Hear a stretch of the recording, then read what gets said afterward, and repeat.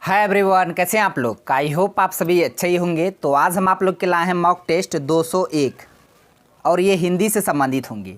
तो आज हम हिंदी के प्रत्येक टॉपिक से एक एक प्रश्न को लेकर आए हैं और इन सभी प्रश्नों को विथ एक्स्ट्रा फैक्ट के साथ बताएंगे। तो आप लोग वीडियो के अंत तक बने रहिएगा। तो चलिए शुरू करते हैं।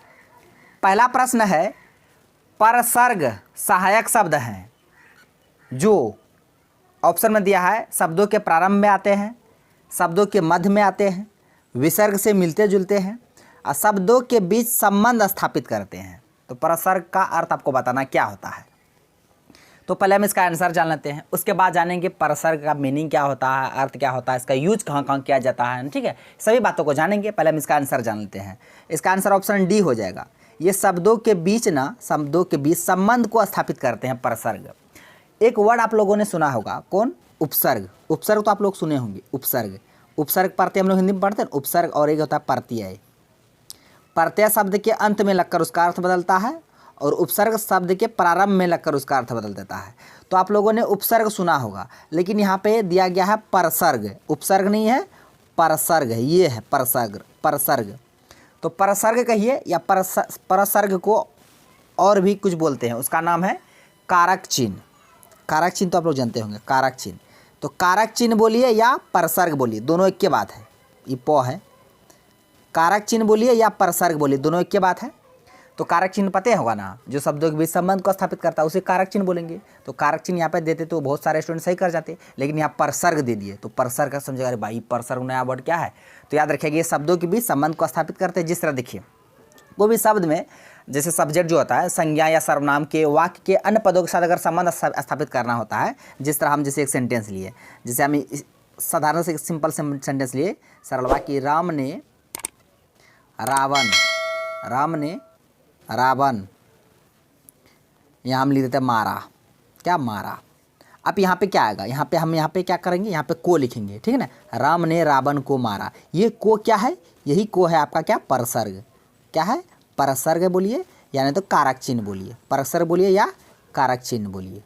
तो ये शब्दों के बीच संबंध को स्थापित करता है। ठीक है ना, किसको स्थापित करता है? संबंध को। यही है को क्या आपका? परसर्ग, जिसको बोल सकते हैं कारक चिन्ह। तो ये आपको बताना था कि परसर्ग का अर्थ क्या होता है। तो ये शब्दों के बीच को जो संबंध होता है उसे स्थापित करता है। अगर वो नहीं देंगे तो फिर वाक्य पूरा सेंटेंस होगा ही नहीं, है ना, आधा अधूरा लगेगा। ये बात है, ये संबंध को स्थापित करता है। अब बढ़ते हैं अगले प्रश्न की ओर। प्रश्न है, निम्नलिखित में से अशुद्ध शब्द है। आपको अशुद्ध शब्द का चयन करना है, जो अशुद्ध है, गलत है। तो देखिए, ऑप्शन में दे रखा आपको अपाद मस्तक, अनाधिकार, हृदय विदारक, परित्यक्ता। चारों शब्द तो बड़ा खतरनाक है। हाँ, आपको बताना है कि गलत शब्द कौन सा है। चारों में से गलत आपको चुनना है। अपाद मस्तक ये सही है। इसका अर्थ क्या होता है पहले समझिए, सबका अर्थ हम बताते एक एक करके। ठीक है, अपाद मस्तक, अपाद मस्तक मतलब पैर से सिर तक।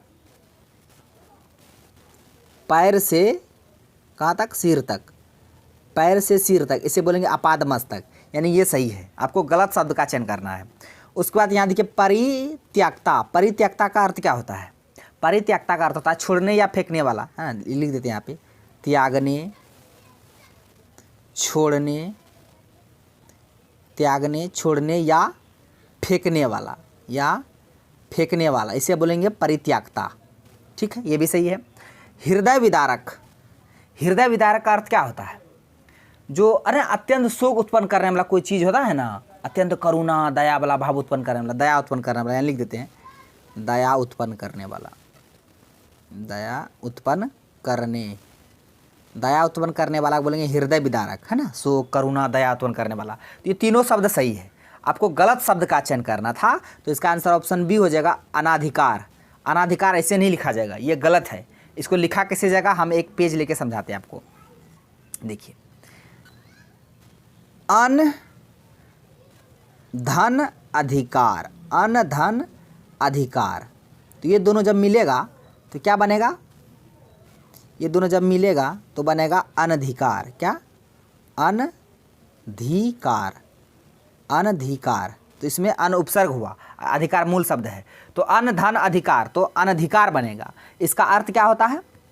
इसका अर्थ होता है, इसको नहीं बोलते कि जिसका अधिकार का अभाव हो, जिसे अधिकार प्राप्त ना हो। यहाँ लिख देते हैं, जिसे अधिकार, जिसे अधिकार प्राप्त न हो उसे बोलेंगे अनधिकार। तो अन धन अधिकार, तो अनधिकार, अनधिकार होता, अनाधिकार नहीं होता। यहाँ पे अनाधिकार दिया था, इसलिए यही गलत है, यही गलत शब्द था। आपको अशुद्ध शब्द का ही चयन करना था, तो इसका आंसर ऑप्शन बी हो गया। तो बाकी हम चारों शब्द का मीनिंग बता दिए, इसको लिखा कैसे जाएगा वो भी बता दिए, आप सबको याद रखिएगा। नेक्स्ट है, दिए गए समस्त पद के सही अधिकरण तत्पुरुष समास का विकल्प चुने। अधिकरण तत्पुरुष, समास भी तत्पुरुष है, तत्पुरुष में भी कौन सा है, अधिकरण तत्पुरुष। तो अधिकरण कारक हम लोग पढ़े होंगे। अधिकरण कारक का चिन्ह क्या होता है, में या पर, में या पर, अधिकरण कारक का चिन्ह होता है में या पर। अब अधिकरण तत्पुरुष समास का आपको उसको विग्रह करना, सही विग्रह कौन सा होगा, वो भी अधिकरण तत्पुरुष होना चाहिए। तो यहाँ पे दिया प्रश्न में नगर निवास, क्या नगर निवास शब्द है, पद है, इसका आपको विग्रह करना है, वो भी किसमें, अधिकरण तत्पुरुष में।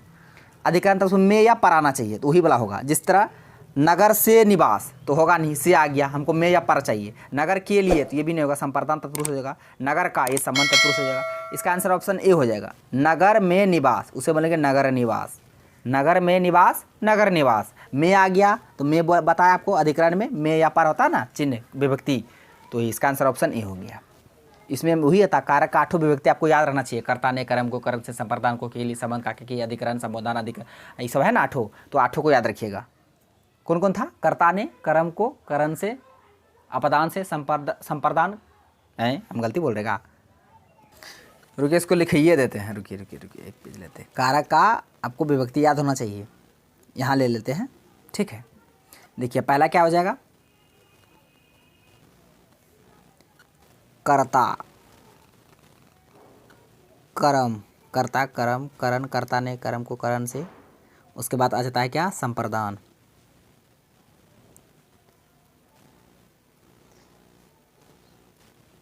संप्रदान, उसके बाद आ जाता है क्या, आपादान, कहाँ से आ गया, उसके बाद आता है संबंध, उसके बाद संबोधन, अधिकरण, उसके बाद संबोधन, संबोधन, संबोधन। ये कारक के 8 भेद हैं, ठीक है, 8 भेद के याद रखिएगा। अब इसका विभक्ति याद रखिएगा, चिन्ह। कर्ता क्या होता है, कर्ता ने, कर्म को, करण से, संप्रदान को, के लिए, संप्रदान को, के लिए, संप्रदान को, के लिए, आपादान से, संबंध का, के, की, का, के, की, उसके बाद अधिकरण में पर, अभी बताएं, अधिकरण में पर, संबोधन का होता है हे, अजी, अहो, अरे, ये सभी संबोधन का है। तो ये कारक के 8 भेद हैं, 8 भेद का याद रखिएगा। 8 भेद का विभक्ति जो चिन्ह है, कारक का चिन्ह, वो याद रखिएगा, है ना। यहाँ से एग्जाम में एक प्रश्न पूछे जाएंगे। तो अब बढ़ते हैं अगले प्रश्न की ओर। प्रश्न है, निम्नलिखित में से कौन सा शब्द तत्सम है। तत्सम शब्द का आपको चयन करना है। उत्पत्ति की दृष्टि से शब्द के 4 भेद, तत्सम, तद्भव, देशज, विदेशज। तत्सम हिंदी में संस्कृत के मूल शब्दों को तत्सम कहते हैं, और तत्सम के बिगड़े रूप को तद्भव कहते हैं। देश की बोलचाल में पाए जाने वाले शब्द को देशज, और जिन शब्द का जन्म विदेश में उसे विदेशज कहेंगे। तो ये तो हो गया डिफिनेशन, है ना। उत्पत्ति की दृष्टि से शब्द के 4 भेद होते हैं, उसमें से एक भेद है तत्सम। तो आपको तत्सम शब्द का चयन करना है। 4 ऑप्शन में कौन सा है जो तत्सम है। ऑप्शन में दिया ओष्ठ, अंधा, अंगूठा, 18। तो यहाँ देखिए, अंधा जो दिया है, अंधा ये तद्भव है। किसका तद्भव है, देख लीजिए, ये तीनों तद्भव है। अंधा, अंगूठा, 18। आपको तत्सम चुनना था, तो इसका आंसर ऑप्शन ए हो जाएगा, ओष्ठ। ओष्ठ ये तत्सम है, इसका तद्भव क्या होगा उसको जानेंगे। बाकी ये जो तीनों तद्भव दिया है, ये किसका तद्भव है, इसका भी तत्सम होगा ना, तो इन तीनों का भी हम तत्सम जानेंगे। जैसे अंधा, अंधा तो तद्भव है, किसका तद्भव है, तो अंधा अंध का है। यहाँ लिख देते हैं, अलग पे ले लेते हैं, अंध। ये अंध जो है, अंध ये तत्सम शब्द है, अंध है तत्सम, इसी का तद्भव अंधा हो गया। जिस तरह अंगूठा, अंगूठा क्या है, तद्भव है, इसका तत्सम क्या होता है, अंगुष्ठ। अंगुष्ठ क्या होता है, अंगुष्ठ, ये भी क्या है, तत्सम है, अंगुष्ठ, इसका तद्भव अंगूठा हो गया। उसके बाद 18 है, 18 ये तद्भव है, इसका तत्सम होगा अष्टादश। क्या, अष्टादश, इसका तत्सम हो जाएगा अष्टादश। तो अष्टादश का तद्भव 18 है, मगर ये तीनों तत्सम है। आपको क्या मतलब तद्भव था ये तीनों, इसका तत्सम लिखा दिए। आपको तत्सम चुनना था तो इसका आंसर ऑप्शन ए हो जाएगा ओष्ठ। ये तत्सम है, इसका तद्भव क्या होता है तो ओठ। क्या होता है ओठ, ओष्ठ का ओठ ना, ओष्ठ ये ओठ जो है ये तद्भव है, लेकिन ओष्ठ ये तत्सम है। याद रखिएगा, इसका आंसर ऑप्शन ए हो गया। नेक्स्ट है शहर की दाई। मुहावरे का अर्थ क्या है? मुहावरे है शहर की दाई, अपराधिनी, समाज सेवा करना, शक्ति संचित नारी, घर घर की खबर रखने वाली स्त्री। नहीं बोलता जिस तरह किसी को बोलेगा ना फलना फलना, जिस तरह राम और श्याम, मान लो दोस्त है राम और श्याम, तो राम बोलता श्याम को अगर इस गांव के किसी घर के बारे में तुमको पता करना है ना श्याम, तो फलना फलना आदमी से मिलना, क्योंकि वो घर की दाई है ना। उसको बोलते हैं ना घर की दाई, यानी कि सब घर का खबर रखता हो, उसे बोलते घर की दाई, यानी घर घर की खबर रखने वाली स्त्री, उसे बोलेंगे। इसका आंसर ऑप्शन ए हो, मतलब ए नहीं डी हो जाएगा। घर की शहर की दाई होना यानी कि घर घर का खबर रखना, उस स्त्री को सबका घर के बारे में क्या क्या चल रहा है सब पता है उसको, उसे बोलेंगे घर की दाई, शहर की दाई। नेक्स्ट है दिए गए शब्दों में से नियति का पर्यायवाची आपको बताना। नियति का पर्यायवाची, पर्यायवाची तो समझते होंगे, इंग्लिश में सिनोनिम हम लोग पढ़ते हैं ना। तो नियति किस्मत, भाग्य, होनी ना, होनी को कौन टाल सकता है? नियति, भाग, किस्मत, ये सभी क्या नियति का क्या है? नियति का पर्यायवाची है आपस में। बाकी जो गिरवा, इसका आंसर हो जाएगा गिरवा, ये नियति का पर्यायवाची नहीं है। गिरवा का अर्थ होता है ना कंठ, कंठ गिरवा ये होता है, ठीक है। इसलिए इसका आंसर ऑप्शन सी हो गया, ये नियति का पर्यायवाची नहीं है। नेक्स्ट है निम्नलिखित में से शुद्ध वाक्य कौन सा है? शुद्ध वाक्य का आपको चयन करना है। तो एक प्रश्न यहाँ से भी रहेगा, 4 ऑप्शन देगा, 4 सेंटेंस, आपको शुद्ध सेंटेंस का चयन करना है, कभी कभी अशुद्ध का चयन करना पड़ेगा।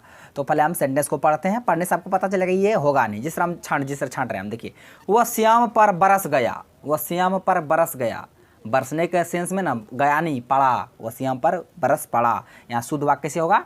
वह श्याम पर बरस पड़ा, यहाँ होना चाहिए, यहाँ लिख देते हैं, यहाँ होना चाहिए वह श्याम पर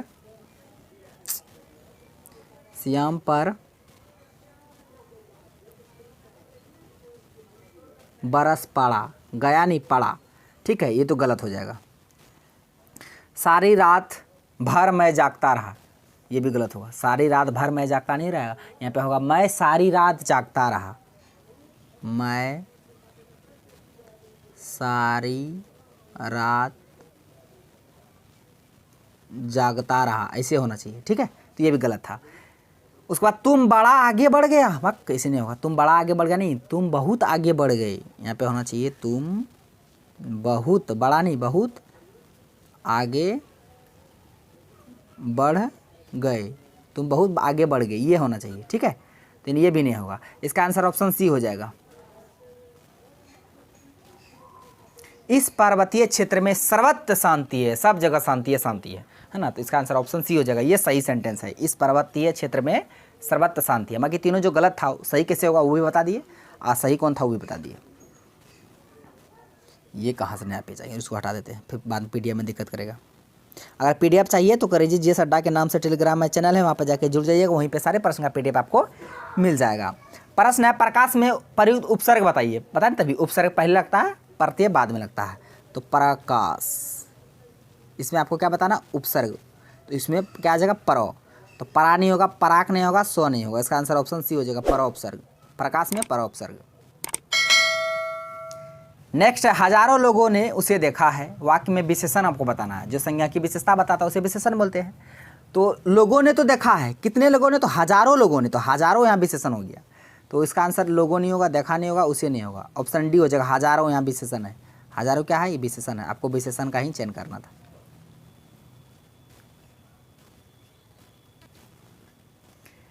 नेक्स्ट है राम बाजार गया होगा। अफसोस कि राम बाजार गया होगा, पता नहीं गया, गया कि नहीं गया है, ये है। हाँ, तो सेंटेंस पढ़ के आपको पता चल जाएगा। कौन सा वाक्य है वो बताना है। मिश्र वाक्य, सरल वाक्य, संदेह सूचक वाक्य, संकेत। हट, संकेत थोड़े करते हैं, मिश्र नहीं है, सरल भी नहीं है।